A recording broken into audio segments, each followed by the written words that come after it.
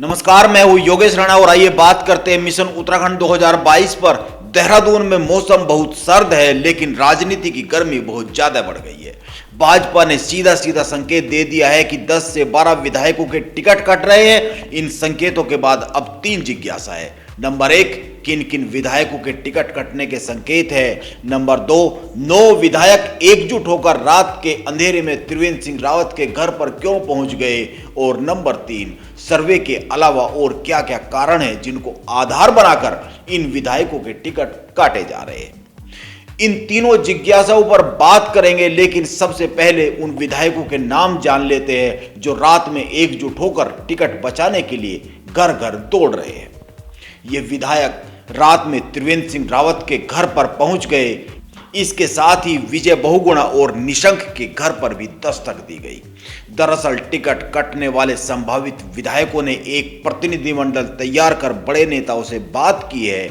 इस प्रतिनिधिमंडल में 1 टिहरी के धन सिंह नेगी, 2 पोहड़ी से मुकेश कोहली, 3 लैंसडौन से दिलीप सिंह रावत, 4 प्रतापनगर से विजय सिंह पंवार, 5 नानकमत्ता से प्रेम सिंह राणा, 6 रुद्रप्रयाग से भरत चौधरी के साथ और भी कई विधायक शामिल हैं।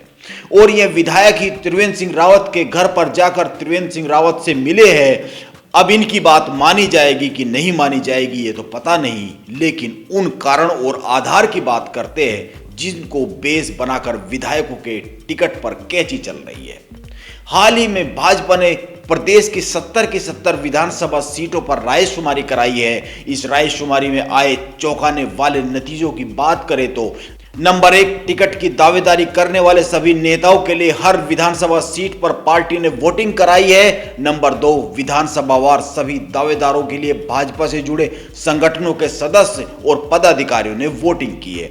नंबर 3, हर विधानसभा क्षेत्र में इस तरह से करीब 100 से 125 वोट है जिन्होंने दावेदारों के लिए वोटिंग की है। नंबर 4, हर विधानसभा से वोटिंग के बाद बॉक्स देहरादून में आ गए और इस वोटिंग की काउंटिंग की गई।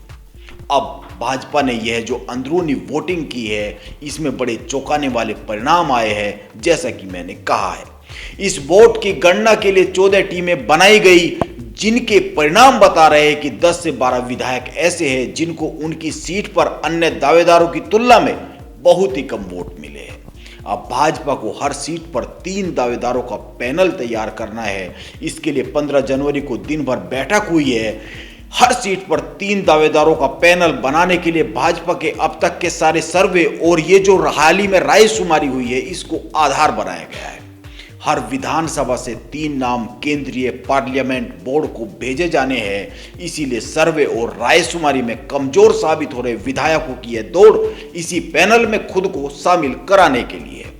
अब पता नहीं इनमें से कितने विधायक सफल होंगे और कितने सफल नहीं हो पाएंगे, लेकिन भाजपा के भीतर से जो खबरें आ रही है उसके हिसाब से यह तय है कि 10 से 12 विधायकों के टिकट साफ हो रहे हैं। इसके साथ ही एक और बहुत ही खास सूचना भाजपा से आई है, और वो यह कि देहरादून में दिन भर चली भाजपा कोर ग्रुप की बैठक में हरक सिंह रावत शामिल नहीं हुए।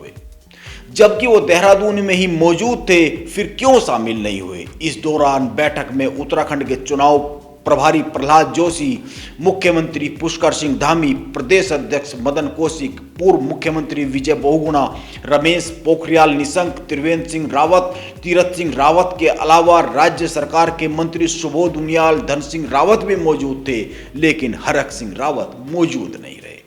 अब हरक सिंह रावत के शामिल न होने पर चर्चा है कि वो एक बार फिर नाराज हो गए हैं। उनके बयान से भी लगता है कि वो नाराज हो गए हैं, क्योंकि उन्होंने मीडिया से कहा है कि मैं देहरादून में ही हूं, कोर ग्रुप की बैठक की सूचना मुझे नहीं मिली है। अब ऐसा कैसे हो सकता है कि उनको सूचना ना मिली हो। वैसे गौर करने वाली बात है कि हर विधानसभा वाइज 3 नाम दिल्ली जाएंगे और वहां पर रविवार को बैठक होनी है। इसके बाद उम्मीदवारों के नाम फाइनल होने की प्रक्रिया तेज हो जाएगी।